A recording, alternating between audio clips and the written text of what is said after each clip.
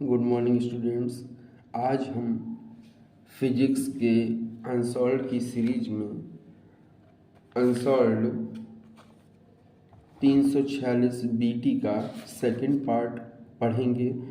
Question 4 तक के सभी क्वेश्चंस हो गए थे। क्वेश्चन नंबर 5 से स्टार्ट करते हैं। क्वेश्चन नंबर 5 का दिया गया है 20 सेंटीमीटर फोकस दूरी का एक अपसारी लेंस एवं 30 सेंटीमीटर फोकस दूरी का एक अभिसारी लेंस। देखिए, एक अपसारी लेंस दिया है और एक दिया है अवसारी लेंस। तो अपसारी लेंस की फोकस दूरी माइनस में ले लेंगे और अभिसारी लेंस की फोकस दूरी प्लस में ले लेंगे। एक ही मुख्य अक्ष में परस्पर 15 सेंटीमीटर की दूरी पर रखें। दोनों बीच की दूरी कितनी है? 15 सेंटीमीटर ले ली है, 15 सेंटीमीटर ले ली है, रखे हैं। मुख्य अक्ष में एक वस्तु को कितनी दूरी पर रखा जाए कि उसका अंतिम प्रतिबिंब अनंत पर लगे।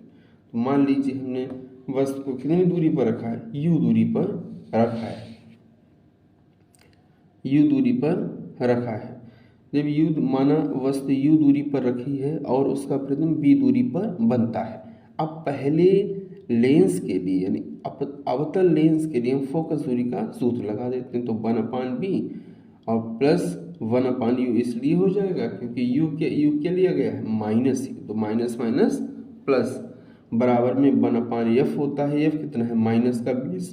तो माइनस का 20 हो गया। समीकरण नंबर 1 डाल दिया इसे। अब यही जो प्रतिबिंब बन रहा है वो दूसरे के लिए क्या काम करेगा? वस्तु का काम करेगा। यानी जो प्रतिबिंब बन रहा होगा v दूरी पर दूसरे के लिए क्या हो जाएगा? वस्तु का कार्य करेगा। आगे बढ़ते हैं। दूसरे लेंस के लिए v वस्तु का कार्य करेगा। अब b बन कहाँ रहा है? लेंस के दाईं ओर बन रहा होगा। तो u बराबर b ले लेंगे, या फिर b हमको नहीं पता तो खाली b ले लीजिए। और b डैश बराबर हो जाएगा अनंत, क्योंकि अंतिम प्रतिबिंब को कहाँ चाहिए? अनंत पर चाहिए। तो अनंत पर हो गया। f2 दूसरे लेंस की फोकस दूरी हो गई है। दूसरे लेंस की फोकस दूरी हो गई।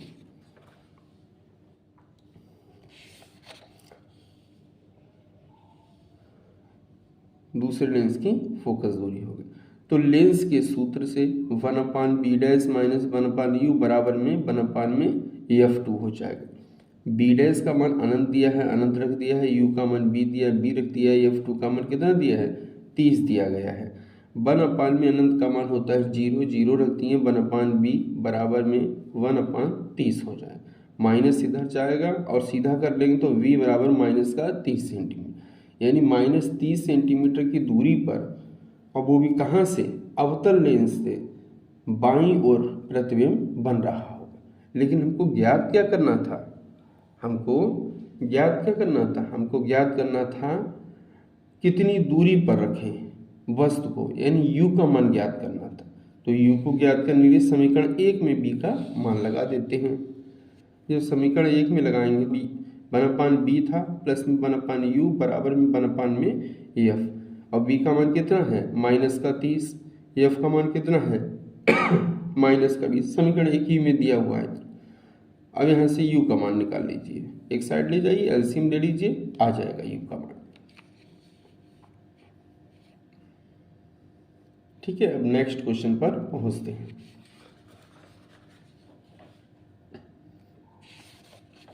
दूसरा क्वेश्चन दिया गया है स्पष्ट दृष्टि की न्यूनतम दूरी। ध्यान, बिल्कुल एक एक स्टेप ध्यान रखें। स्पष्ट दृष्टि की न्यूनतम दूरी पर अंतिम प्रतिबिंब का बनना। कहाँ बन रहा है? अंतिम प्रतिबिंब बन रहा है स्पष्ट दृष्टि की न्यूनतम दूरी।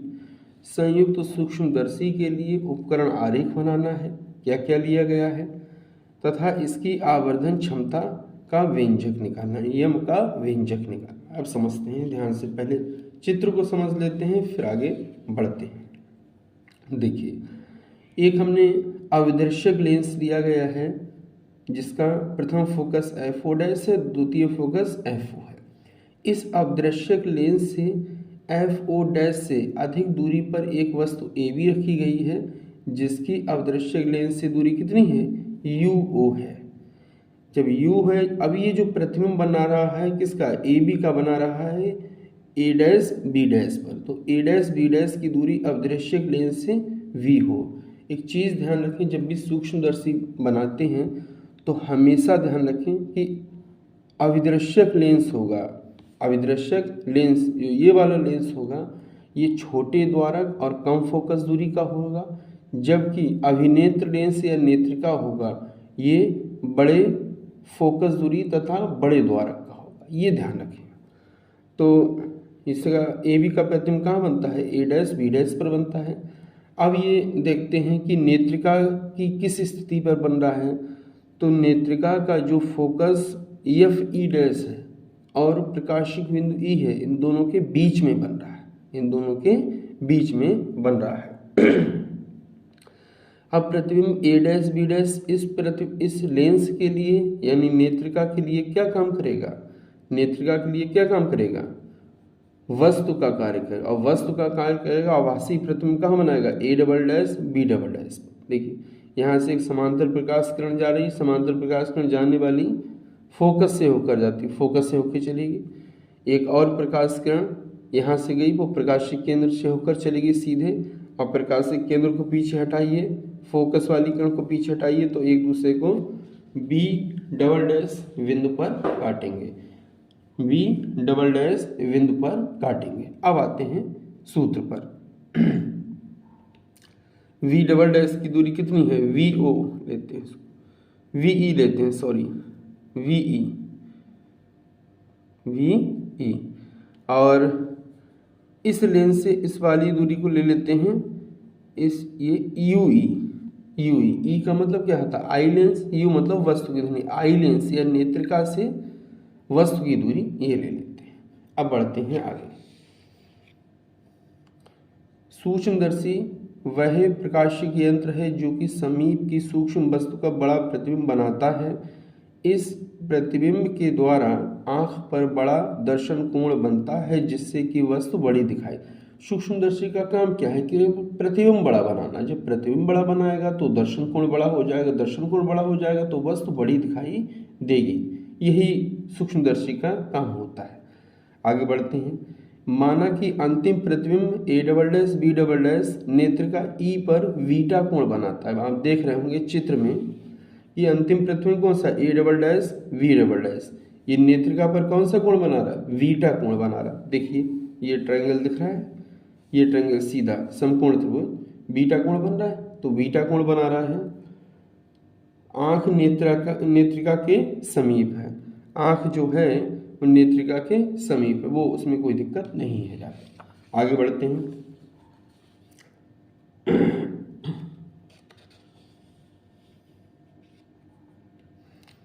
अब देखते हैं।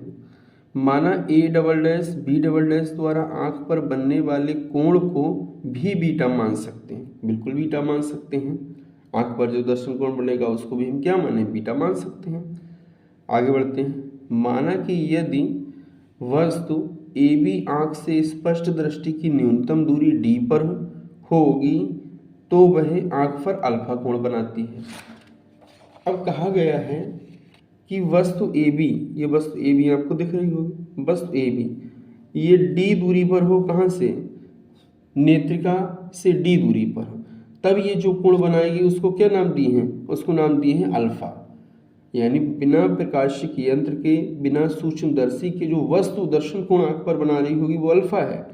और जबकि A double dash B double dash जो कि प्रकाशिक यंत्र के द्वारा बना हुआ प्रतिबिंब है, ये आंख पे बना रहा है कोण बीटा, ये आंख पर बना रहा है कोण बीटा। अब आते हैं सवाल पर।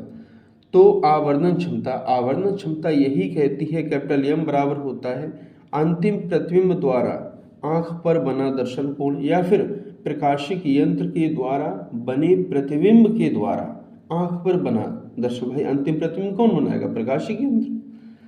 नीचे डिवाइड में आता है वस्तु द्वारा आंख पर बना दर्शन कोण, यानी वस्तु द्वारा आंख पर बना दर्शन कोण जब वस्तु स्पष्ट दृष्टि की न्यूनतम दूरी डी पर रखी हो जाकर।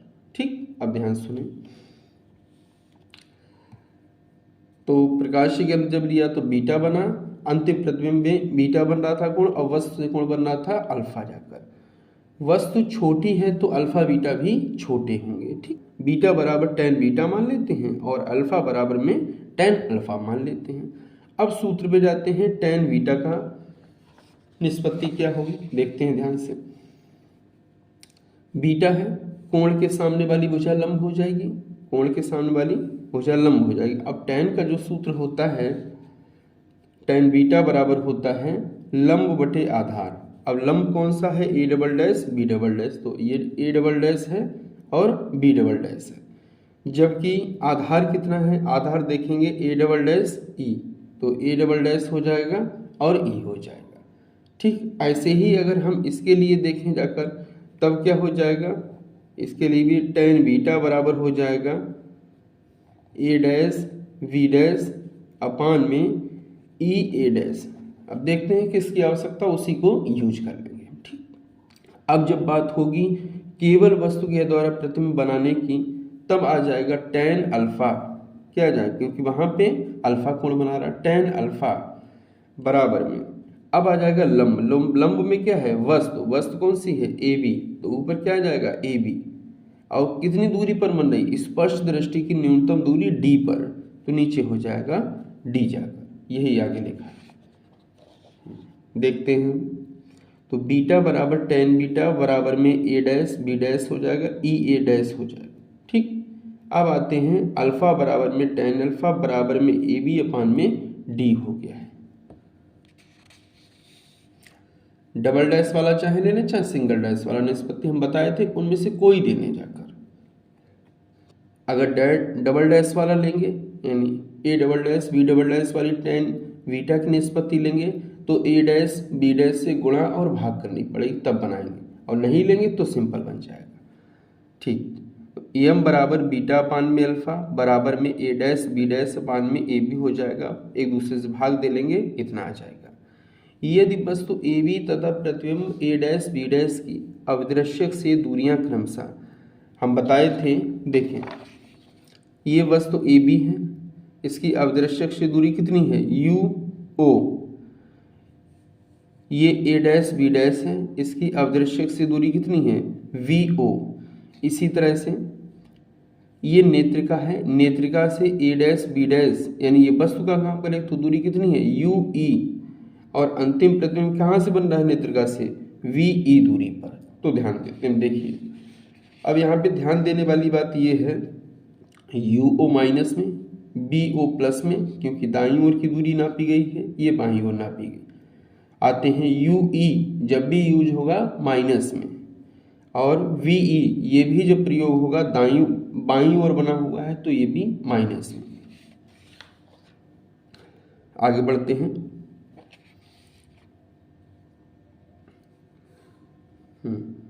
तो वस्तु ए बी की दूरी हम बताए भी थे यू ओ होती है, प्रतिबिंब की दूरी कितनी है वी ओ, ये किसके लिए अविदृश्यक के लिए है केवल। अब यहाँ वैल्यू रख देते हैं, देखें तो ए डैश बी डैश की दूरी यू ई होगी, यू ई किससे होगी अभिनेत्र लेंस से या नेत्रिका से, तो ई ए डैश बराबर हो जाएगा माइनस का ई यू ई। अब देखते हैं अब यहाँ पर एक प्रॉब्लम ये है कि हमको जो दिया गया है क्या ए डैश बी डैश, और लेकिन हमको वैल्यू किसकी चाहिए फोकस मतलब दूरियां चाहिए है, जबकि ये लंबाई दी गई भाई ए डैश बी डैश क्या है प्रतिबिंब की लंबाई है, ए बी क्या है वस्तु की लंबाई। तो देख लेते हैं, इसको चेंज कर लेते हैं, इसमें कोई परेशान होने वाली बात नहीं है बिल्कुल भी। देखते हैं चित्र को, देखते हैं ध्यान से सब लोग। अब देखते हैं हमको मान किसका चाहिए है ए बी का मान चाहिए है, ए डैश वी डैश का मान चाहिए। अब देखिए ए बी ये है, ए बी ये है और ए डैश बी डैश ये है जाकर। ठीक, तो आप देखेंगे एक ये वाला त्रिभुज देख लीजिए और एक त्रिभुज देख लीजिए ये वाला, इन दोनों त्रिभुज, एक छोटा त्रिभुज और एक बड़ा त्रिभुज जो अंडरलाइन किए हैं। अब देखें इसमें ये दोनों त्रिभुज समरूप त्रिभुज हैं, तो इनमें कुछ ना कुछ संबंध होगा। देखें अब जैसे हमको मान शुरुआत में चाहिए किसका है ए डैश बी डैश, तो शुरुआत यहीं से करते हैं ए डैश बी डैश। तो देखें ए डैश बी डैश अपान में, जब इसकी ये साइड हो गई तो इस त्रिभुज की ये साइड आई अपान में ए बी बराबर में।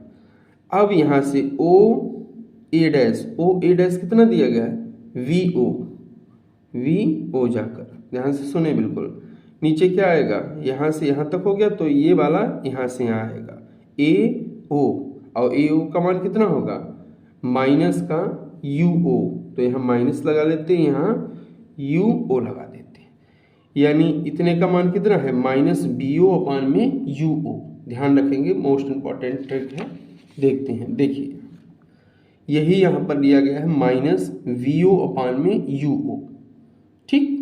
और थोड़ा सुधार यहाँ पे और करेंगे, इस डी दूरी को भी सही कर लेंगे, क्योंकि डी दूरी किधर नापी गई है, डी दूरी किधर नापी गई है, डी दूरी जो आपकी नापी गई है वो बाईं दिशा में नापी गई। आप ध्यान से देखें, आप ध्यान से देखें, ये डी दूरी किधर नापी गई, इस नेत्रिका से बाईं दिशा में, तो ये भी माइनस में हो जाएगी।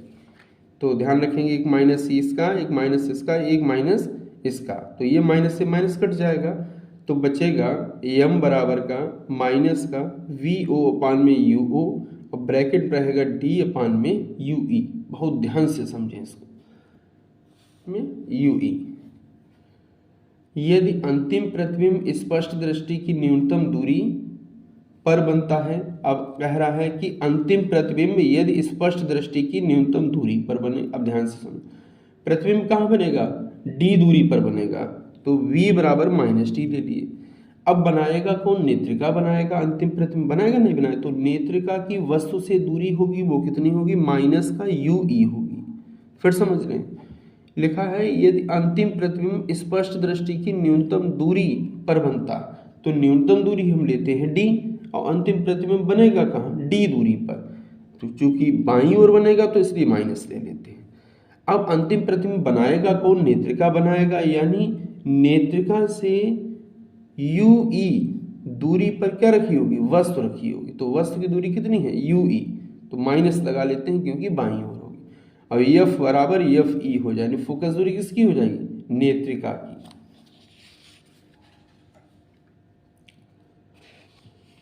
अब लेंस के सूत्र पर आते हैं।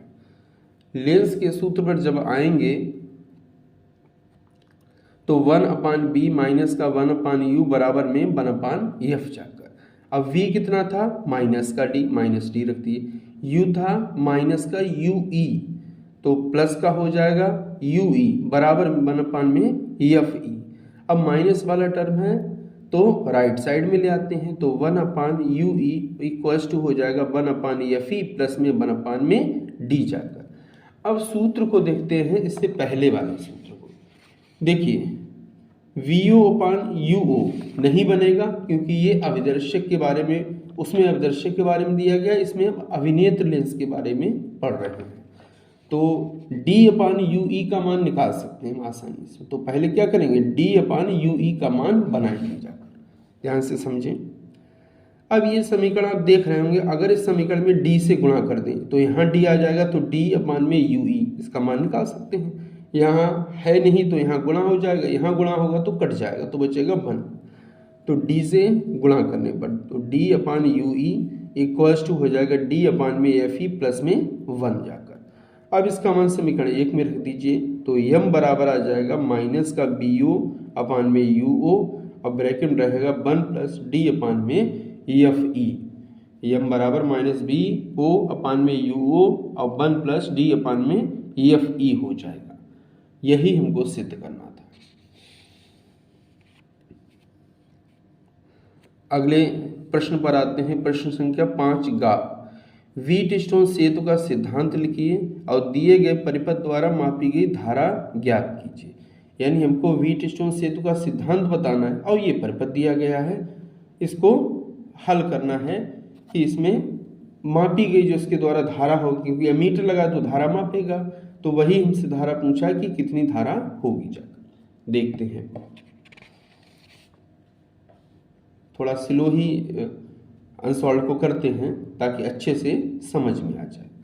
सबसे पहले देखते हैं व्हीटस्टोन सेतु का सिद्धांत। व्हीटस्टोन सेतु का सिद्धांत बहुत आसान है, 2 मिनट में याद हो जाएगा अगर ध्यान से उसको पढ़ लें। तब देखिए, यदि चतुर्भुज के एक विकर्ण में एक धारा मापी तथा दूसरे विकर्ण में एक सेल जोड़ दें, यानी एक हम चतुर्भुज बनाते हैं, चारों भुजाओं पर प्रतिरोध लगाए हैं और एक विकर्ण के बीच में धारा मापी तथा एक विकर्ण के बीच में हम क्या है सेल जोड़ देते हैं क्योंकि धारा प्रवाहित करनी है। और यदि चतुर्भुज की चारों भुजाओं के प्रतिरोधों को इस प्रकार समायोजित किया जाए कि सेल द्वारा सेतु में धारा प्रवाहित करने पर धारा मापी में कोई विक्षेप ना हो, यानी इस तरह से धारा उस तरह से एडजस्टमेंट करें प्रतिरोधों का कि धारा तो प्रवाहित करें सेतु में लेकिन धारा मापी में विक्षेप ना आए, ये बस ध्यान रखना। तो यही स्थिति संतुलन की स्थिति कहलाती है। यह स्थिति क्या कहलाएगा? संतुलन की स्थिति इसको कहा जाता है। आगे आते हैं, सेतु की संतुलित अवस्था में चतुर्भुज की किन्हीं दो संलग्न भुजाओं के प्रतिरोधों का अनुपात जब धारा मापी संतुलन की अवस्था में, उस संतुलन की अवस्था का मतलब क्या है? धारा मापी में कोई विक्षेप ना हो, तब की बात कह रहा है। चतुर्भुज की किन्हीं दो संलग्न भुजाओं के प्रतिरोधों का अनुपात शेष दो संलग्न भुजाओं में लगे प्रतिरोधों के अनुपात के बराबर होता है। अब देखते हैं, अब संलग्न भुजाएं कौन कौन सी हैं? देखें, ये P और Q देखें, ये जुड़ी हुई। संलग्न का मतलब जो दोनों धारा मापी से जोड़ रहे हैं और आपस में भी जुड़ी हो, वो संलग्न भुजाएं। तो P अपान में Q। यहाँ देखें धारा मापी कौन सी जुड़ी है? RS, तो R अपान में ES। ये अगर ये स्थिति बैलेंस में आ जाती है, यानी बराबर में एक आ जाता है, तो धारा मापी में कोई विक्षेप नहीं होगा और इसके बीच में जो प्रतिरोध लगेगा उसमें कोई भी धारा प्रवाहित नहीं होगी। ठीक, अब इसके न्यूमेरिकल पर आते हैं। क्या दिया गया है? न्यूमेरिकल दिया गया है ABCD। ये मैं अपनी तरफ से बना लिए हम लोग। 1 ओम, हाँ 20 ओम, 20 ओम, 20 ओम, 10 10, यहाँ भी 20, यहाँ भी 20, यहाँ ये भी 20, 60 वोल्ट की बैटरी लगी है, एक अमीटर लगा हुआ है। ठीक, अब ध्यान से समझें। अब सबसे पहले इसमें और इसमें आते हैं। आप देख रहे होंगे कि PQRS यानी 4 प्रतिरोध दिए, बीच में एक धारा मापी में लगा हुआ प्रतिरोध दे रखा है। तो अगर P अपान Q बराबर में R अपान में S आ जाता है, अगर बराबर आ जाता है, तो ये 10 ओम वाला प्रतिरोध का कोई मतलब नहीं होगा, यहाँ से कोई धारा प्रवाहित नहीं होगी। तो देखें, पहले 10 ओम प्रतिरोध के लिए, पहले वाले 10 ओम प्रतिरोध के लिए देखें, R1 अपान में R2 बराबर में R3 अपान में R4। तो वही मान रखें, यहाँ पर 20 अपान में 20 बराबर 20, 1 बराबर 1 आ गया। जब 1 बराबर 1 आ जाए, यानी इस प्रतिरोध का कोई मतलब नहीं है, इसमें कोई धारा प्रवाहित नहीं होगी, इसका कोई मतलब नहीं है। आगे आते हैं, अभी ये 10 ओम वाले में, इसमें भी देखते हैं इसी तरह से। अतः 10 ओम प्रतिरोध में कोई धारा प्रवाहित नहीं होगी, जो पहले वाला है। जो पहले वाला प्रतिरोध है इसमें क्या होगी? कोई धारा प्रवाहित नहीं होगा। अब दूसरे प्रतिरोध के लिए देख लेते हैं। दूसरे में भी यही है। देखिए, यहाँ भी 20 अपान में 20 यानी P अपान में Q, R अपान में S जाकर यहाँ भी कोई धारा प्रवाहित नहीं होगी जाकर। अब आगे बढ़ते हैं, तो 1 बराबर 1 हो जाएगा। अतः दूसरे 10 ओम प्रतिरोध में कोई धारा प्रवाहित नहीं होगी जाकर। ठीक, आगे बढ़ते हैं। अब जब धारा प्रवाहित नहीं होगी तब क्या होगा? जब धारा प्रवाहित नहीं होगी तब क्या होगा? देखें, जब ये प्रतिरोध भी नहीं, इसका भी कोई मतलब नहीं, तो 1 2 3 तीनों श्रेणी क्रम में होंगे। 1 2 3 तीनों श्रेणी क्रम में होंगे और श्रेणी क्रम में केवल प्रतिरोध जुड़ जाते हैं। जब श्रेणी क्रम में, यहाँ भी श्रेणी क्रम में जोड़ देंगे, यहाँ भी जोड़ देंगे, फिर दोनों किस क्रम में होंगे? समांतर क्रम, क्योंकि धाराएं फिर बटेंगी जाकर। ठीक, आगे बढ़ते हैं, देखते हैं। अतः 20 ओम 20 ओम तथा 20 ओम श्रेणी क्रम में होंगे, तो R1 डैश का मान निकाल लिए, 60 ओम आ गया। अब दूसरी CD भुजा के लिए किसकी बात हो रही थी? AB भुजा के पे 3 प्रतिरोध लगे थे, उनकी बात हो रही। अब CD के लिए देख लेते हैं। यहाँ भी कितना R2 डैश कितना हो जाएगा? 60 ओम हो जाएगा। अब दोनों किस क्रम में होंगे? समांतर क्रम में होंगे, क्योंकि अब धारा बढ़ रही है। ठीक,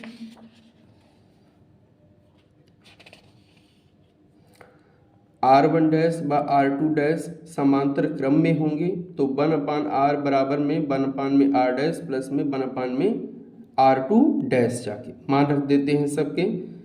1/r हो जाएगा, एलसीएम लेंगे, हर समान है तो अंश जुड़ जाएंगे, 2/60 काट देंगे तो 1/30, तो r बराबर हो जाएगा 30 ओम।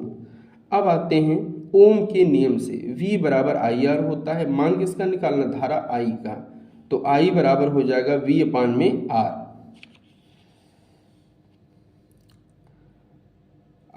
I बराबर हो जाएगा V/R, B का मान कितना दिया है 60, R का मान 30, काटेंगे तो आ जाएगा 2, यानी I बराबर 2 एम्पियर। यही आंसर है इस क्वेश्चन का। आगे बढ़ते हैं।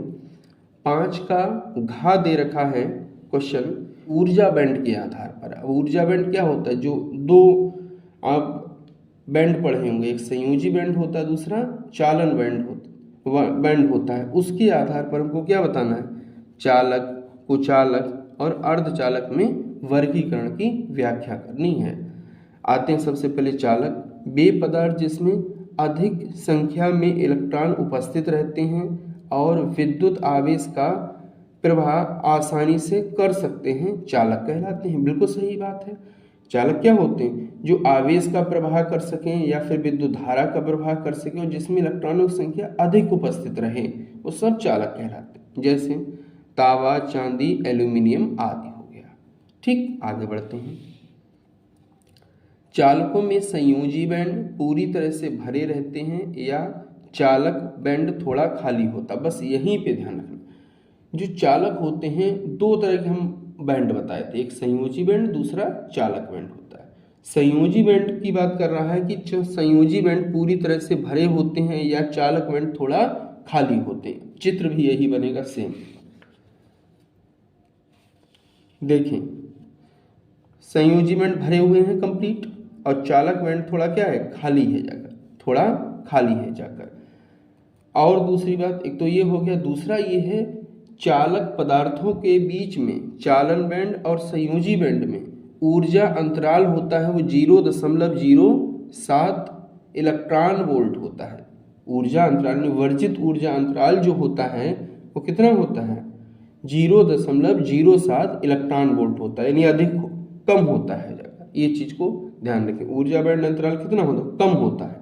कितना होता है ध्यान रखें, अलग से भी एक नंबर बहुत पूछा जाता है। तो 0.07 इलेक्ट्रॉन वोल्ट। ठीक, आते हैं अचालक। वे पदार्थ जिसमें धारा का प्रवाह आसानी से नहीं होता है तथा चालक इलेक्ट्रॉन लगभग नगण्य संख्या में पाए जाते हैं, अचालक कहलाते हैं। जैसे कांच, लकड़ी, एवोनाइट, अवरक आदि। पारा भी है इसमें, ये सब अचालक है। ध्यान रखें इनके उदाहरण भी। अवरक भी अचालक है, पारा भी अचालक है, एवोनाइट भी अचालक है, ये सब ध्यान रखें। अचालकों में संयोजी बैंड पूरी तरह से भरे हुए होते हैं। अब संयोजी बैंड चालकों में भी भरे थे, अचालक में भी भरे हुए, ध्यान से सुनना। तथा चालक बैंड पूरी तरह से खाली होते हैं।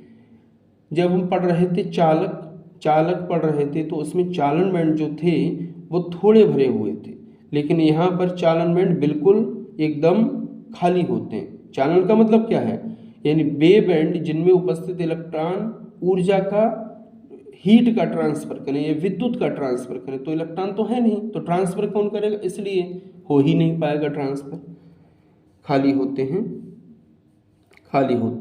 तथा वर्जित ऊर्जा अंतराल बहुत अधिक होता है। फिर ध्यान से सुनिए, अचालकों में संयोजी बैंड पूर्णतः भरे होते हैं तथा चालन बैंड जो होते हैं वो कंप्लीटली वैकेंट होते हैं, पूर्णतः खाली होते हैं, क्योंकि उनमें इलेक्ट्रॉन पहुंचेगा तो विद्युत का प्रवाह करेगा, जब वो खाली रहेंगे तो विद्युत का प्रवाह नहीं होगा। वर्जित ऊर्जा अंतराल जो इसमें होता है वो भी बहुत अधिक होता है। अब देखते हैं Eg greater than 3 electron volt, यानी 3 इलेक्ट्रॉन वोल्ट से अधिक होता है। किसमें, अचालकों में। जबकि चालक लिए पढ़ के आए थे तो Eg बराबर पढ़े थे 0.07 इलेक्ट्रॉन वोल्ट। याद रखें, एक नंबर में बहुत पूछा जाता है।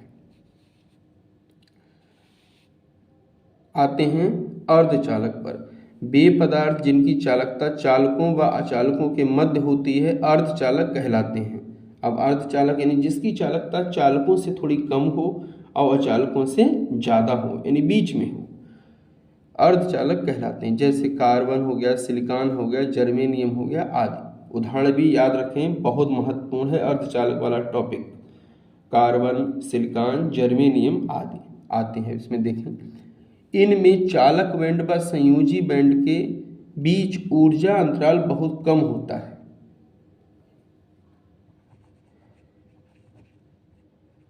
ठीक, देखिए चालक बैंड और संयोजी बैंड के बीच ऊर्जा अंतराल कितना होता है? कम होता है, लेकिन कम उतना होगा कि चालक बैंड से ज़्यादा रहे और अचालक से कम रहे, बीच में रहे दोनों के। सुनते रहिएगा, यहाँ पर Eg बराबर होता है 1.1 इलेक्ट्रॉन वोल्ट जाकर। ठीक, ध्यान रखें, चालक से ज़्यादा होगा और अचालक से कम। जैसे चालक में 0.07 था तो उससे बड़ा है, अचालकों में 3 इलेक्ट्रॉन वोल्ट था उससे छोटा है। ये बस ध्यान रखें।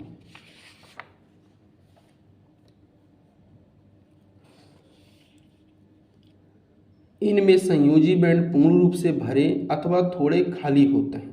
फिर सुन लेना, संयोजी बैंड या तो पूरा भरा होगा या थोड़ा सा खाली होगा।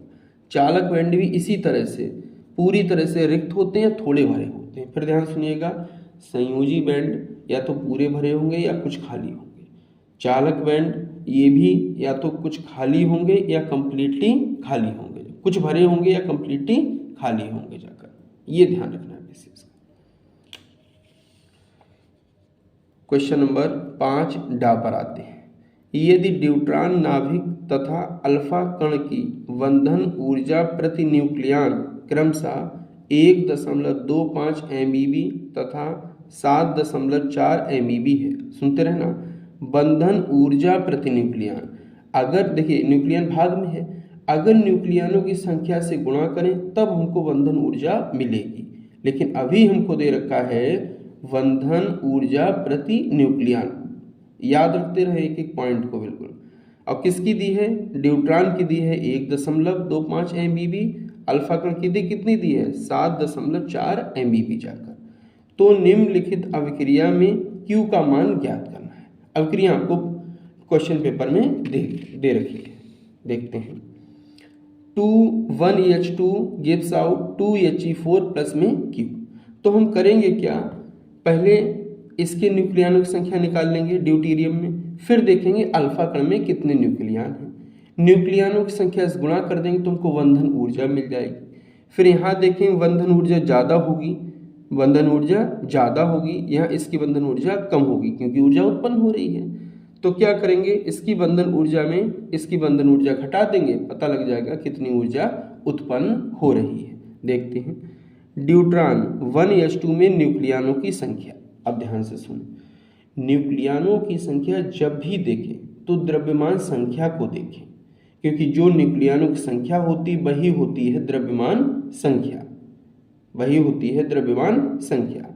अब देखिए ये तो होता है परमाणु क्रमांक नीचे वाला, और ऊपर क्या होती है? ये होती है द्रव्यमान संख्या। तो द्रव्यमान संख्या कितनी है? 2, तो न्यूक्लियनों की संख्या भी 2 हो जाएगी।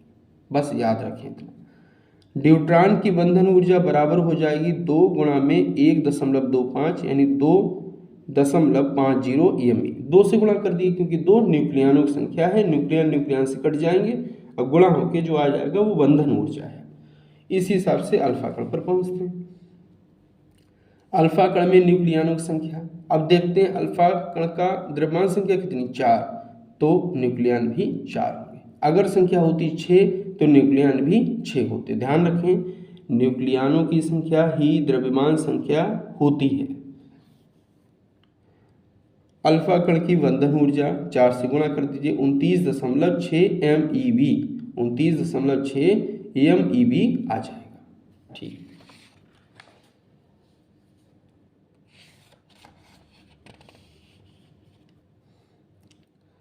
Q बराबर में अल्फा कण की बंधन ऊर्जा, अल्फा कण की बंधन ऊर्जा माइनस ड्यूट्रॉनों की बंधन ऊर्जा हो जाएगी। अब अल्फा कण की बंधन ऊर्जा हो जाएगी माइनस क्या हो जाएगी? ड्यूट्रॉनों की बंधन ऊर्जा हो जाएगी जाकर। अब बंधन ऊर्जा देख लेते हैं किसकी ज़्यादा है। अल्फा कणों की बंधन ऊर्जा ज़्यादा है और ड्यूट्रॉनों की बंधन ऊर्जा कम है। इसलिए अल्फा कण की बंधन ऊर्जा में से क्या घटा देंगे, न्यूट्रॉनों की बंधन ऊर्जा घटा देंगे जाकर। ध्यान से सुने, अल्फा कण की बंधन ऊर्जा कितनी दी है 29.6 माइनस ड्यूट्रॉन की बंधन ऊर्जा कितनी है 2.50, लेकिन ड्यूट्रॉन है कितने अब क्रिया पार्टिसिपेट करने वाले 2 हैं तो 2 से गुणा कर देंगे। भाई ये 1 की है और है कितने प्रियम 2 तो 2 से गुणा कर देंगे। तो 29.6 माइनस का ये हो जाएगा 5, घटा देंगे तो 24.6 MeV मिलियन इलेक्ट्रॉन वोल्ट बंधन ऊर्जा हो गया है। इसका तीसरा पार्ट आज ही आएगा, आगे सभी अनसॉल्व की सीरीज चलती रहेगी और 2023 की अनसॉल्व सीरीज के बाद 2019, 2020 और 2021 की अगर परीक्षा हुई है तो उसके भी अनसॉल्व इसी तरह से आते रहे। धन्यवाद।